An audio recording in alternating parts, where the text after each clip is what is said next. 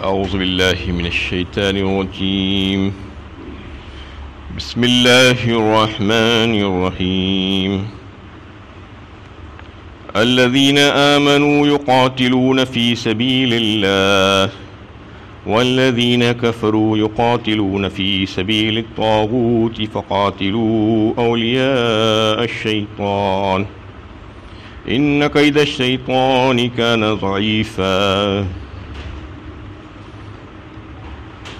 جو لوگ ایمان رکھتے ہیں وہ اللہ کی راہ میں لڑتے ہیں، اور جو کافر ہیں وہ طاغوت کی راہ میں لڑتے ہیں، تو تم شیطان کے ساتھیوں سے لڑو. یقین جانو شیطان کی چال بالکل بودی ہوتی ہے. یہ سورہ نساء کی 76 نمبر کی آیت ہے. اس میں اللہ تعالیٰ پہلے تو یہ بتا رہے ہیں کہ مومن اور کافر دونوں کی جو لڑائی ہوتی ہے وہ بالکل الگ الگ ہے. زمین آسمان کا فرق ہے دونوں کی لڑائیوں میں. مومن جو لڑتا ہے جہاد فی سبیل اللہ، اللہ کے لیے لڑتا ہے، اللہ کی رضا اور خوشنودی کے لیے لڑتا ہے، اور اللہ تعالیٰ کے کلمے کو بلند کرنے کے لیے، اس کی دین کی نشر و اشاعت کے لیے لڑتا ہے. دنیا سے ظلم و ستم کا خاتمہ کرنے کے لیے لڑتا ہے، فساد کو ختم کرنے کے لیے لڑتا ہے، وہ امن و امان کا بول بالا کرنے کے لیے لڑتا ہے. ملکوں کو فتح کرنے کے لیے نہیں لڑتا وہ کبھی بھی، اور اس کے سامنے دنیا طلبی کبھی بھی نہیں ہوتی. اس کے برخلاف کافر جو لڑتا ہے وہ صرف اور صرف دنیا حاصل کرنے کے لیے، اس کے مفادات کو حاصل کرنے کے لیے لڑتا ہے. اس کے ملکوں اور اس کے وسائل پر قبضہ کرنے کے لیے، کیپچر کرنے کے لیے لڑتا ہے. آپ دیکھیے دنیا میں آج کیا ہو رہا ہے. جتنی بھی جنگیں ہو رہی ہیں صرف اور صرف ملکوں کو فتح کرنے کے لیے، اس کے وسائل پر قبضہ کرنے کے لیے جنگیں لڑی جا رہی. کوئی وجہ نہیں ہے اس کے بغیر جو ہے لڑائی جاری ہے. تو اس میں یہ بات واضح کر دی گئی کہ مومن بندہ صرف اللہ کے لیے لڑتا ہے، اس لیے کہ اللہ تعالیٰ اس کا خالق ہے. جو خالق ہے وہی مالک ہے اور وہی رازق ہے، اور اسی کی بات مانی جائے گی. اس کے قانون کو نافذ کرنے کے لیے زمین پر اس نے جو قانون بھیجا ہے، جو حق نظام ہے اس کو امپلیمنٹ کرنے کے لیے لڑتا ہے، باطل نظام کو ختم کرنے کے لیے لڑتا ہے، ظلم و زیادتی کو ختم کرنے کے لیے لڑتا ہے. کیونکہ وہ حقدار ہے کہ وہ خالق ہونے کے ناطے کہ اسی کا قانون اس زمین پر چلایا جائے، اس کے علاوہ کسی اور کا قانون نہ ہونے پائے. کیونکہ کسی نے بھی ابھی تک خالق ہونے کا دعویٰ نہیں کیا ہے. دنیا کی کائنات کی چھوٹی سے چھوٹی چیز، ایک مچھر کے پر کو بنانے کا دعویٰ بھی کسی نے نہیں کیا ہے آج تک. تو پھر دعویٰ نہیں کیا ہے تو کوئی خالق ہے ہی نہیں سوائے اللہ کی ذات کے. مالک بھی وہی ہے، رازق بھی وہی ہے، قانون بھی اس کا ہی ہونا چاہیے. اس لیے جنگیں لڑی جاتی ہے. اسلامی جہاد، اس کو غلط انداز میں پیش کیا جاتا ہے. اسلامی جہاد کو لوگوں کو یہ باطل طریقے سے جو ہے ذہن نشین کرا دیا جاتا ہے، اور آج ہو بھی ایسا ہی رہا ہے. دنیا کے ملکوں میں جو جنگیں ہو رہی ہیں، جو مسلمان بھی لڑ رہے ہیں، اسلام کے نام پر لڑ رہے ہیں، لیکن وہ اصل میں اسلامی جنگیں نہیں ہیں. الا ماشاء اللہ کچھ ہوں گی، لیکن زیادہ تر جو ہے اکثریت اس کی اسلامی جنگیں ہو ہی نہیں سکتی. اس لیے کہ ملکوں کو فتح کرنے کے لیے لڑا جا رہا ہے، اپنے آپ کو ثابت کرنے کے لیے لڑا جا رہا ہے. اسلام کے کلمے کو بلند کرنے کے لیے، ظلم و ستم کا خاتمہ کرنے کے لیے نہیں لڑا جا رہا ہے. اسلام کے نام پر بھی اور مسلمان بھی جو لڑ رہے ہیں وہ بھی جنگیں ایسی ہی ہو رہی ہیں. اس لیے جہاد کو بدنام کر دیا گیا ہے آج. اسلامی جہاد ایک الگ چیز ہے. وہ تو صرف اور صرف اللہ ہی کے لیے لڑی جاتی ہے. اس کے علاوہ دیگر جو لوگ لڑتے ہیں کفار، وہ اس کا ایک لفظ یہاں پر آیا ہے، وہ طاغوت کے لیے لڑتے ہیں. طاغوت کیا ہے؟ یہ شیطان ہے، شیطانی چالیں ہیں، اس کے لیے لڑتے ہیں. اللہ تعالیٰ یہ بتانا چاہ رہے ہیں، ترغیب دے رہے ہیں مسلمانوں کو کہ جو شیطانی چالیں اور طاغوت کے جو مقاصد ہیں وہ کبھی بھی کامیاب نہیں ہو سکتے. اور اے مسلمانوں، تم ان سے کمزور مت پڑو، ان سے مت ڈرو.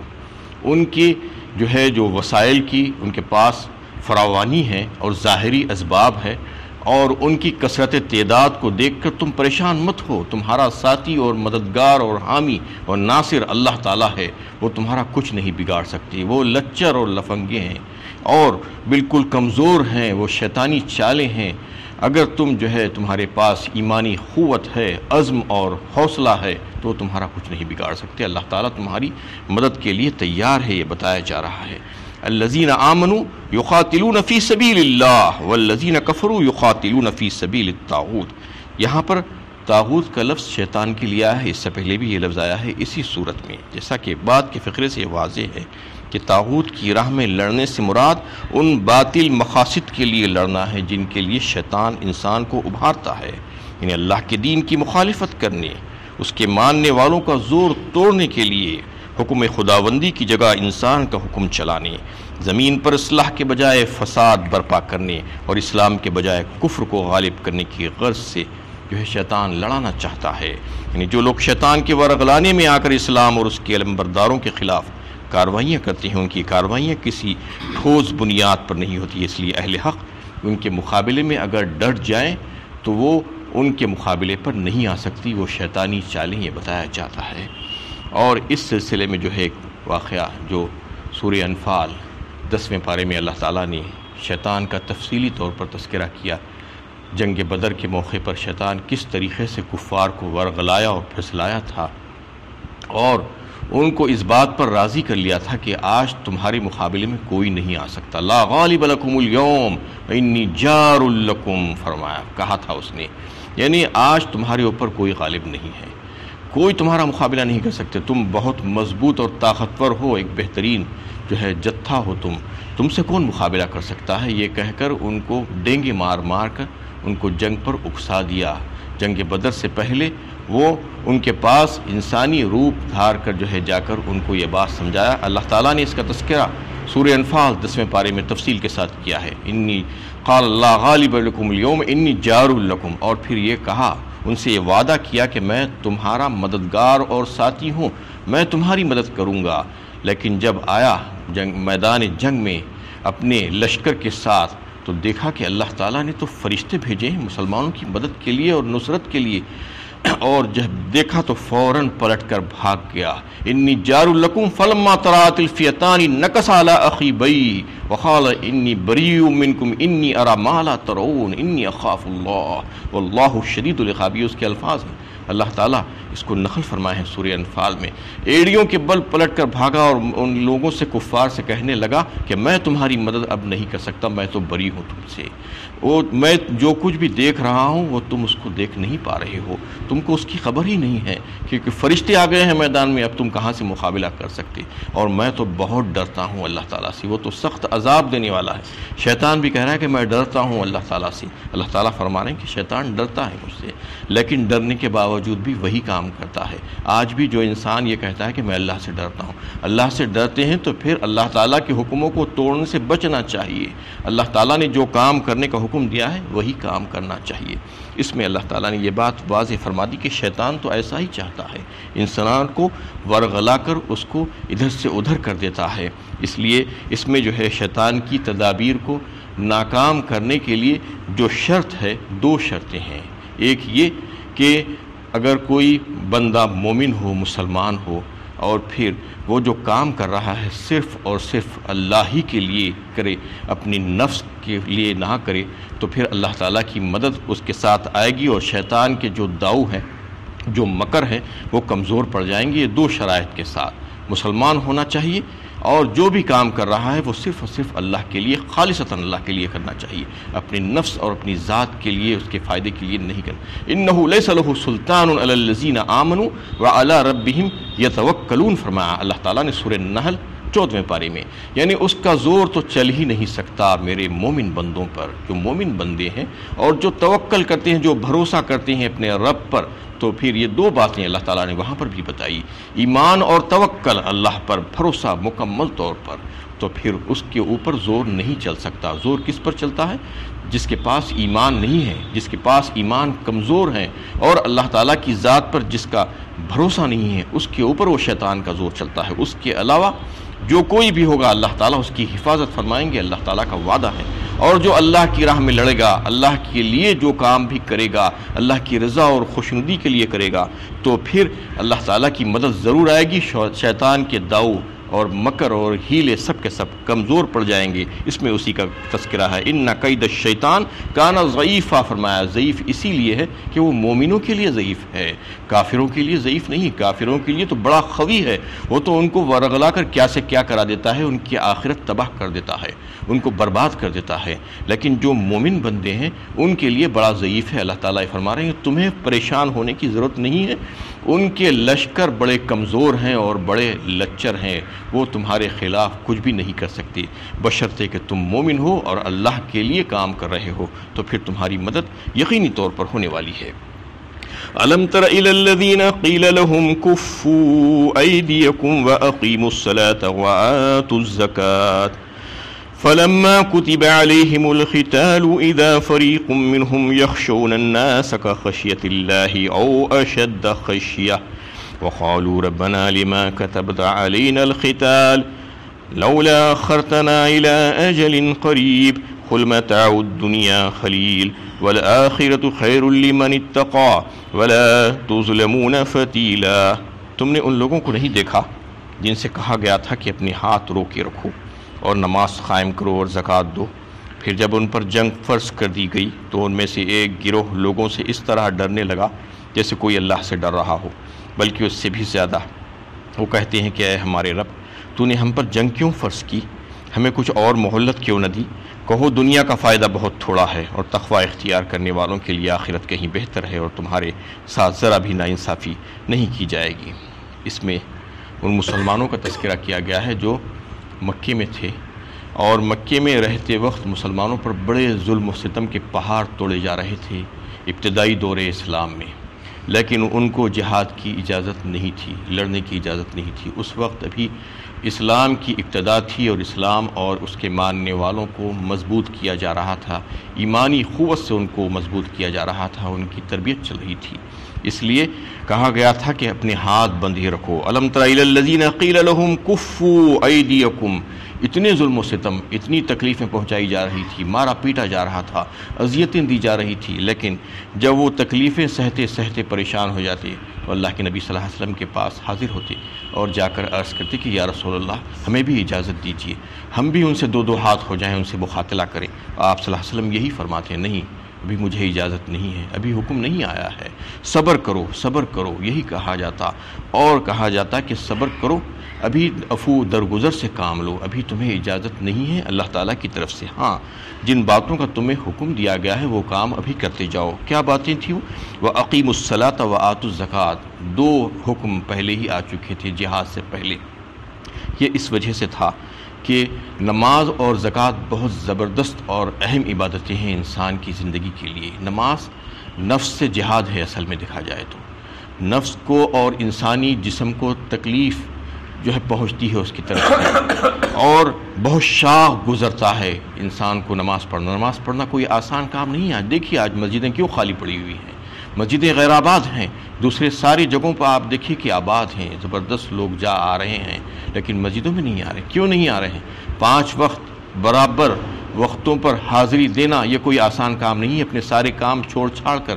صبح کی نماز تو بہت مشکل ہے، فجر کی نماز اپنی نیند کی قربانی دے کر آ کر اللہ کے حضور کھڑے ہو جانا یہ کوئی معمولی بات نہیں ہے۔ اللہ تعالیٰ نے خود فرمایا انہا لکبیرۃ الا علی الخاشعین، بہت مشکل ہے، بہت مشکل ہے، لیکن جو مومنین ہیں، جو میرے بندے ہیں ان کے لیے مشکل نہیں ہے، جو ڈرنے والے ہیں ان کے لیے مشکل نہیں۔ ڈرنے والوں کے لیے تو بہت آسان ہے، وہ تو انتظار میں رہتے ہیں کہ نماز کا کب وقت ہو اور مسجد کو چلے جائے۔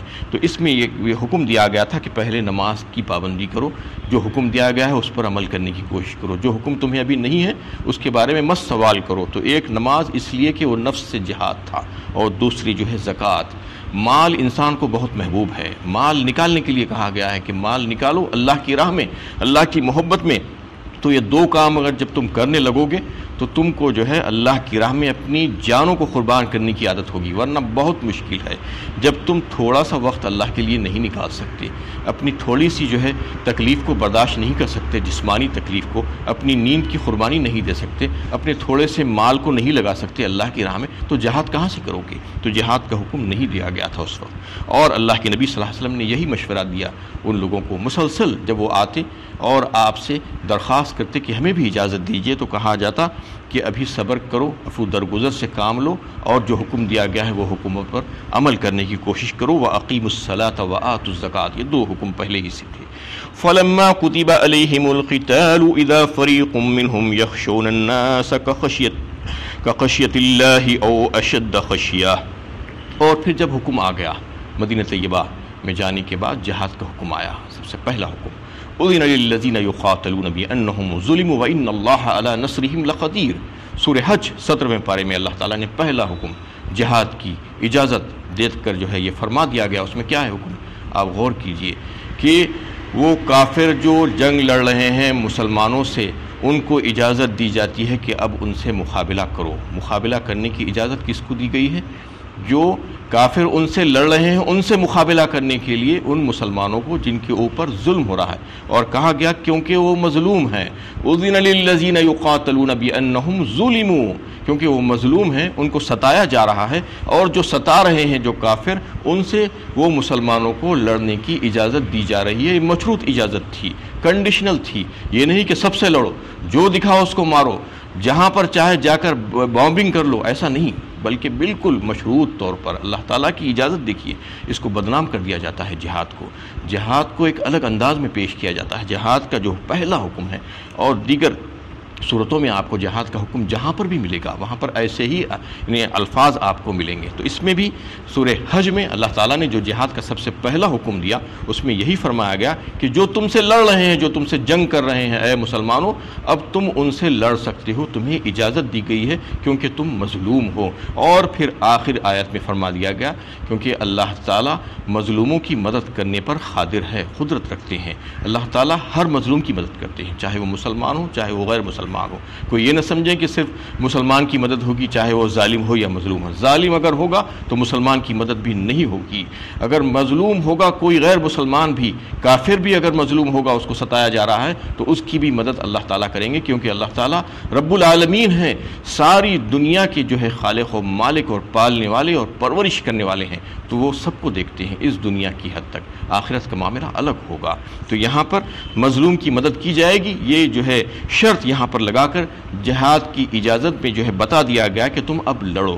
تو اس وقت جب اجازت دی گئی تو مسلمانوں نے کیا کیا؟ وہ کمزور مسلمان، ابھی شروع تھا، اسلام کی شروعات ہوئی تھی، اس میں جو ہے جو منافق بھی آ کر گھس گئے تھے مدینہ جانے کے بعد، اور جو ہے کچھ کچے پکے مسلمان تھے، انہوں نے درخواست کرنی شروع کر دی اب کہ یا رسول اللہ ابھی ہمیں جو ہے اتنا جلدی کیوں جہاد کے لیے جو ہے اجازت دے دی گئی، اور اس کے لیے حکم کیوں دیا گیا؟ ایسے ڈرنے لگے جیسے اللہ کے عذاب سے ڈرتے ہیں۔ اللہ تعالیٰ فرما رہے ہیں کہ جنگ کرنا نہیں چاہ رہے تھے وہ، اب یعنی اس وقت جنگ کرنے کا ارادہ ان کا نہیں تھا۔ یخشون الناس کخشیۃ اللہ او اشد خشیہ، جس میں یہ بات واضح کر دی گئی وقالوا ربنا لما كتبت علينا القتال، کیوں جو ہے ابھی سے قتل کرنے کی، قتال کرنے کی ہمیں جو ہے حکم دیا گیا ہے، لولا اخرتنا الى اجل قریب، تھوڑی سی مہلت اور کیوں نہیں دی جاتی ہم کو، تھوڑا ہم اور بھی جی لیتے تو ہم دنیا کے کچھ مزے کر لیتے۔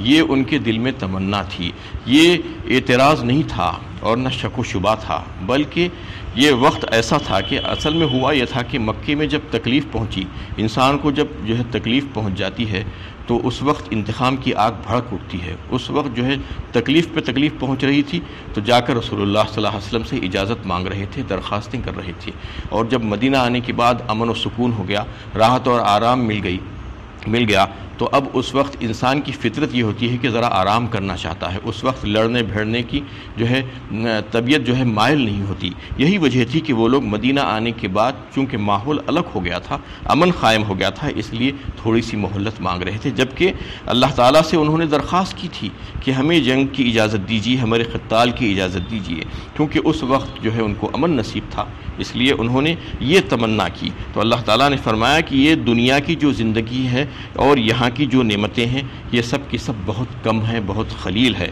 قل متاع الدنیا خلیل فرما دیا گیا، یہاں کی چیزوں پر فریفتہ مت ہو، یہاں کا جو سودا ہے وہ دھوکے کا سودا ہے۔ وما الحیات الدنیا الا متاع الغرور فرمایا ایک مقام پر اللہ تعالیٰ نے، ساری زندگی دنیا کی یہ ایک دھوکے کا سودا ہے، اس میں جو کچھ بھی ہے دھوکہ ہے۔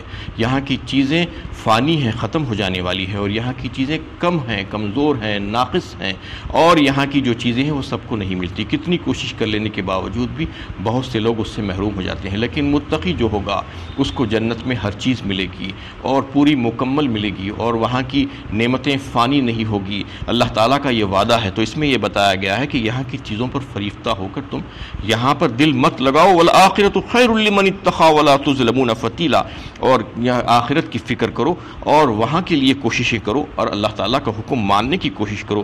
آخرت کہیں بہتر ہے تمہارے لیے، ذرا بھی ناانصافی سے تمہارے ساتھ جو ہے کام نہیں کیا جائے گا، یعنی تم جو کچھ بھی کرو گے تو تم کو اس کا پورا اجر دیا جائے گا۔ تم ذرا بھی فکر مت کرو کہ جیسا دنیا میں دھوکے بازیاں ہوتی ہیں وہاں پر ایسا نہیں ہوگا۔ تم جو کچھ بھی اللہ کے لیے بھیجو گے یہاں سے تو اللہ تعالیٰ بڑے قدردان ہیں، تمہاری قدر فرمائیں گے اور اس کو بہت بڑا چڑھا کر تم کو عطا کیا جائے گا۔ وہاں پر تمہاری آخرت والی زندگی بہت زیادہ اچھی اور بہترین ہو جائے گی۔ وآخر دعوانا ان الحمد للہ رب العالمین۔